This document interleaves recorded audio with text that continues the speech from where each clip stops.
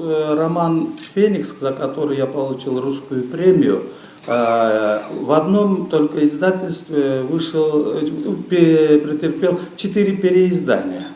Ну и первое издание так счастливо так продалось.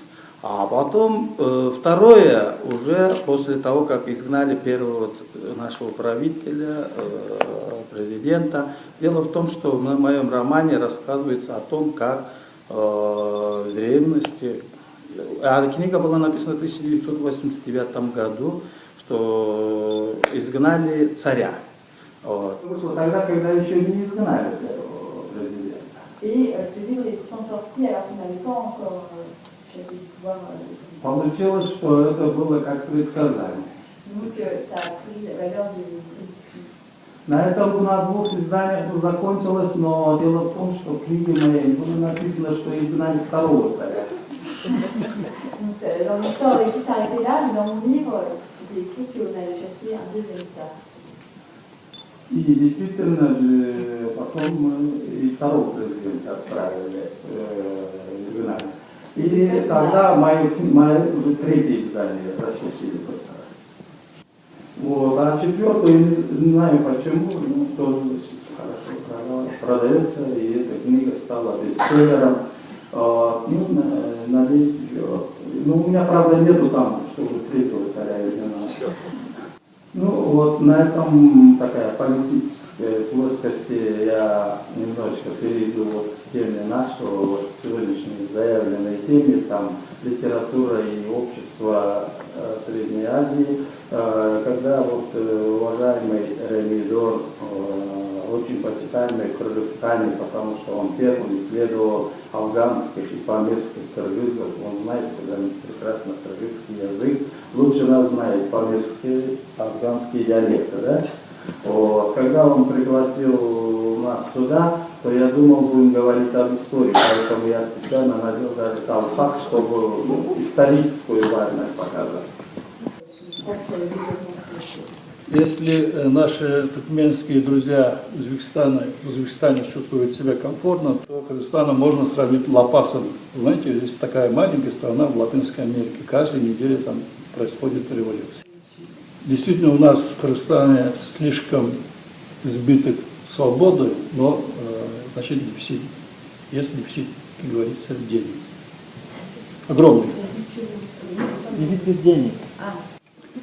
В чем отличается Кыргызстан от других стран? В том, что Кыргызстан это страна в процессе. У нас, значит, не только, значит, политический процесс, но и происходит и литературный, творческий процесс. Потому что страна действительно бурлит. Она не находится, как другие страны, в глубокой стагнации.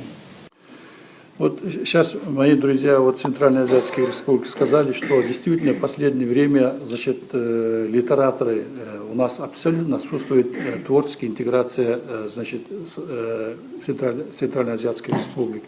Потому что мы не знаем, допустим, туркменского писателя, узбекского писателя, о чем они пишут, какие там, значит, есть писатели, поэты. Абсолютно у нас, значит, как бы между нами Берлинская стена.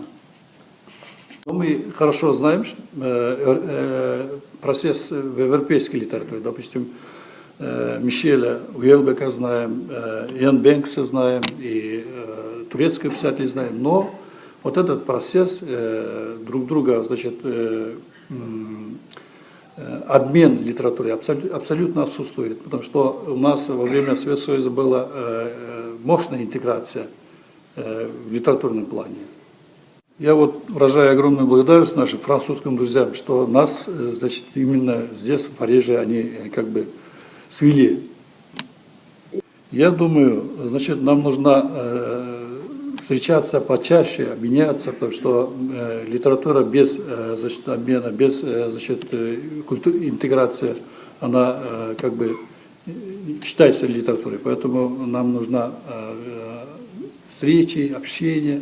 Но для этого мы должны прежде всего найти у себя площадки, у себя в Центральноазиатских республиках, в Ташкенте, в Бишкеке, в Душанбе.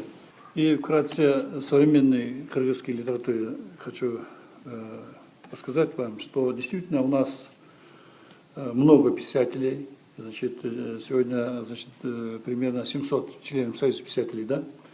Но у нас есть, как говорится, творческая свобода, значит, но в последнее время, вот после Айтматова и после, значит, нет, после Айтматова и после такой Аксакала, живого классика Талиба Ибрагима нам очень трудно писать о чем-то, понимаете, поэтому, значит, сейчас у нас идет как бы процесс становления литературы, современной литературы, потому что мы потеряли не только ориентиры, но и духовные как бы ориентиры.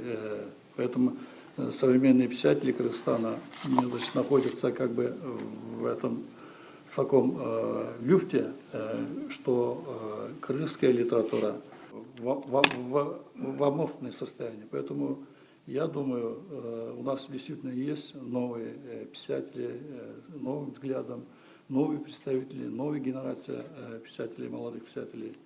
И мы ждем от них новые совершения в области литературы.